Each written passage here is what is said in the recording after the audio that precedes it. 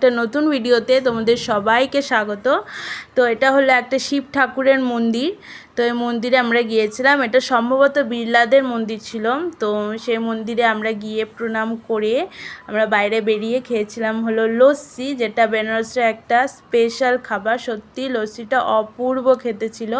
তারপরে আমরা রওনা দিয়েছিলাম সারনাথের উদ্দেশ্যে, যেটা হলো বৌদ্ধদের একটা পবিত্র তীর্থস্থান।